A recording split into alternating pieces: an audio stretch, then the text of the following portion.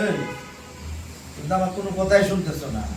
তোমার বললাম না যে একটা স্টিক নিয়ে আসো, ওটা ফিটিং করবো, তুমি তাকে ধরবা, তারপরে আমি লাঠি দিয়ে স্টিক দিয়া ফিটিং করবো, হিটিং করবো, ওর দাম শেষ। ওর জান শেষ।